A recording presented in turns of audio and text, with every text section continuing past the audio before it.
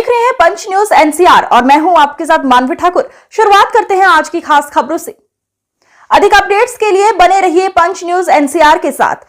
Channel को like, share, subscribe करें और बेल आइकन दबाना बिल्कुल न भूलें। सिंधु जल संधि पर केंद्रीय मंत्री गजेंद्र सिंह शेखावत ने कहा, भारत में बहने वाली 6 नदियों के जल का बंटवारा आजादी के 13 साल बाद हुआ। 13 साल बाद हुए इस बंटवारे में जहां जमीन का 80% हिस्सा भारत में था, केवल 20% पूर्वी और पश्चिमी पाकिस्तान को मिला था, वहां 80% पानी भारत के किसानों के भविष्य को दांव पर लगाकर तत्कालीन प्रधानमंत्री नेहरू जी ने पाकिस्तान को देना स्वीकार किया।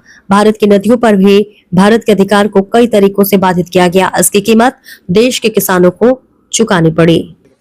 देखिए, देश के बंटवारे के समय में भारत से प्रवाहित होकर के भारत में बहने वाली 6 नदियां, उन नदियों के जल का बंटवारा आजादी के लगभग 13 साल बाद हुआ है।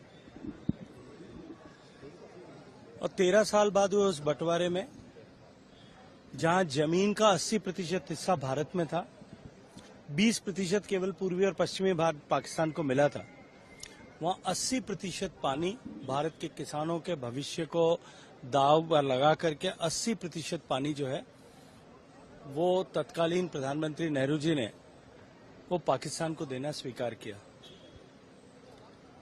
रावी, व्यास और सतलज, ये 3 नदियां भारत के हिस्से में आई और सिंधु, चेनाब और झेलम, ये तीनों नदियां जो है वो पाकिस्तान को दे दी गई। इतना ही नहीं, भारत की नदियों पर भी भारत के अधिकार को कई तरीकों से बाधित कर दिया गया। उसकी कीमत निश्चित रूप से देश के किसानों को चुकानी पड़ी। इतना ही नहीं, दुनिया की एकमात्र ऐसी ट्रीटी है जिस ट्रीटी में 2 पक्षों के साथ में कोई तीसरा पक्ष मौजूद है। वर्ल्ड बैंक तीसरा पक्ष मौजूद था और वो किसी भी ट्रीटी में ऐसा कभी भी ट्रीटी का संयोजन करने वाला व्यक्ति हमेशा बीच में बना रहेगा, ऐसा कोई विधान नहीं होता। वर्ल्ड बैंक को परमानेंट उसमें मिडिलमैन बना दिया गया। टीटी को परपेचुइटी पे डिजाइन कर दिया गया कि कभी इसमें परिवर्तन ही नहीं हो सकेगा और उसके कारण से निश्चित रूप से भारत के हाइड्रो इलेक्ट्रिक पोटेंशियल को तो बाधित हुआ ही, लेकिन उसके साथ साथ में भारत की पानी की आवश्यकताओं की प्रतिपूर्ति पर हमेशा के लिए चलने लग गया। कोई भी देश पानी का जब बंटवारा करता है, 2 राज्यों के बीच में होता है, देश के विदेशों के बीच में होता है, तो उसमें कैचमेंट एरिया और कंट्रीब्यूशन जितना है उसके आधार पर डिवीजन होता है। लेकिन भारत और पाकिस्तान के बीच की इस ट्रीटी में पानी के उपयोग जहां जितना हो रहा है उसके आधार पर बंटवारा कर दिया गया। और इतना ही नहीं, उस बंटवारे को पाकिस्तान के पक्ष में झुकाने के लिए पाकिस्तान को 85 करोड़ रुपए उस समय नेहरू जी ने देना स्वीकार किया। और इस सब निर्णय करने के पीछे उन्होंने कहीं भी किसी भी तरह से देश की संसद को और देश के तत्कालीन कैबिनेट को कॉन्फिडेंस में नहीं लिया।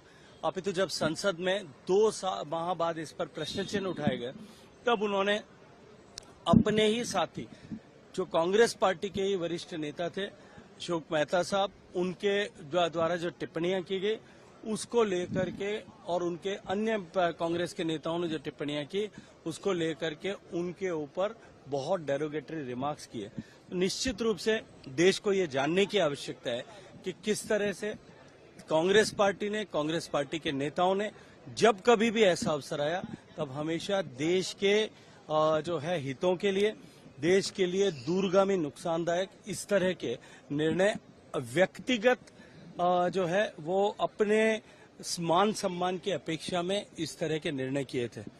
जो मिस्टर निरंजन गुलाटी, जो भारत की तरफ से मध्यस्थ की भूमिका इस पूरे ट्रीटी को डिजाइन करने के लिए, ट्रीटी पर निर्णय करने के लिए निभा रहे थे, उन्होंने अपनी पुस्तक में लिखा है कि मैं जानता था कि ये भारत के खिलाफ हो रहा है और ये समझते हुए और ये भारत के दूरगामी हितों को नुकसान पहुंचाएगा, मैंने प्रधानमंत्री को कई बार संदेश भेजे।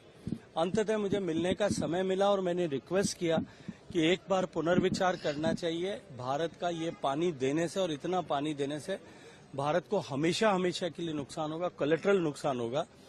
तो उन्होंने लिखा है कि नेहरू जी ने कहा कि ये इससे ज्यादा पानी दे करके भी यदि ये समझौता हो जाता है तो मैं उसके लिए राजी हूं,